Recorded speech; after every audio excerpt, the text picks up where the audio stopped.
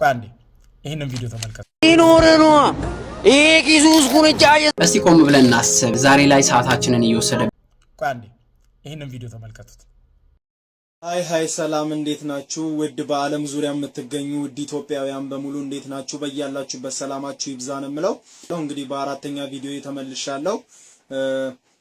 እስካሁን ሶስቱን ቪዲዮዎችን ተመልክታችሁ ለሰጣችሁኝ አስተያየት በሙሉ በጣም ነው የማመሰግነው። አከብራችኋለሁ፣ ወዳችኋለሁ።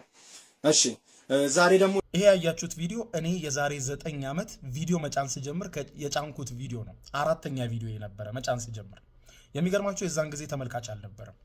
ተመልካቾች 15 10 17 ቢበዛ 20 ተመልካች ነበር።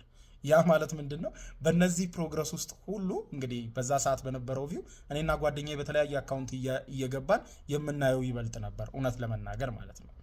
ምን ለማለት ፈልጌ ነው? እኔ አነቃቂ ንግግር ተናጋሪ አይደለሁም፣ ግን አንድ እውነት አምናለሁ። ይሄውም የሆነች ነገር እየሰራችሁ የሆነች ነገር ላይ እየተጨረጨራችሁ የሆነች ነገር ላይ ለነጋችሁ እየደከማችሁ ከሆነ በፍጹም ተስፋ አትቁረጡ። የነጋዋ ፀሐይ ምን ይዛላችሁ ልትመጣ እንደምትችል በፍጹም አታውቁም። ዛሬን ሳይሆን ነጋችሁን ነው እየሰራችሁ ያላችሁት። ዛሬ በትንሿ የምትለኩሳት ኩራዝ ነገ ፓውዛ ሆና ዓለምን ታጥለቀልቃለች። ዛሬ ላይ እነዛን ቪዲዮዎች መልሼ ሳያቸው የሚሰጠኝ ስሜት በጣም የሚገርም ነው። ማለት ዛሬ የስኬት ጥግ ደርሻለሁ እያልኳችሁ አይደለም፣ ግን ይብዛም ይነስም የተወሰኑ ሰዎች አሁን ያዩኛል። አሁን ማስባቸው በፊት አለማቸው የነበሩ ነገሮችን ማድረግ ጀምሬያለሁ። ስለዚህ በፍጹም በማንኛውም ሁኔታ ውስጥ በምታደርጉት ነገር ተስፋ አትቁረጡ። ይበልጥ ግን በራሳችሁ ተስፋ አትቁረጡ። ነገ መልካም ይሆናል። ይመቻችሁ።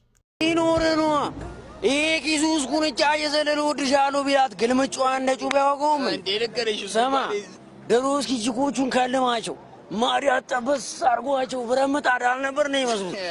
አሁን አታየም እንዴ መንገሩ እንዳለ ኬክ የመሰለ ቺክ ነው የሞላው።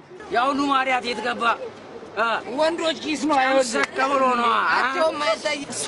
እስቲ ቆም ብለን እናስብ። ዛሬ ላይ ሰዓታችንን እየወሰደብን ትኩረታችንን እየወሰደብን ያለው ነገር ምንድነው? ሰዓታችንን የሚወስድብን ነገር ነገ ላይ ዴስቲኒያችን ላይ ሊያደርስ መሆን መቻል አለበት። ሶሻል ሚዲያ ላይ ፎሎ የምናደርጋቸው የምናነባቸው መጽሐፍቶች፣ ጎግል ላይ ዩቲዩብ ላይ ሰርች የምናደርጋቸው ቱቶሪያሎች፣ የምናያቸው ቪዲዮዎች በሙሉ ስልካችን ላይ ያለው አፕሊኬሽን ሳይቀር የነገ ዴስቲኒያችንን ሊናገር መቻል አለበት። ይሄ ማለት ምንድነው? ነገ ላይ ሕክምና ማጥናት ብትፈልጉ፣ ሶፍትዌር ዲቨሎፐር፣ ግራፊክስ ዲዛይነር መሆን ብትፈልጉ ስልካችሁ ላይ ያሉት አፕሊኬሽኖች ምን አይነት ናቸው? ስለዚህ እነኚህ ሳይቀሩ ነገ ላይ ዴስቲኒያችሁን ይወስናል ማለት ነው። የምትይዙት ጓደኛ የምትሉበት ቦታ ሳይቀር ማለት። ስለዚህ አሁን ላይ ያላችሁ ነገር ምንድነው? የምታነቡት መጽሐፍ፣ ስልካችሁ ላይ ያለው አፕሊኬሽን ነገ ላይ ያደርሳችኋል ወይ? የምታዩት ቪዲዮ ቱቶሪያሎች ነገ ላይ ያደርሳችኋል ወይ? እነኚህን ከጥቂቱ አሁን ላይ የምታደርጉ ከሆነ ነገ ላይ ያሰባችሁበት ቦታ ትደርሳላችሁ።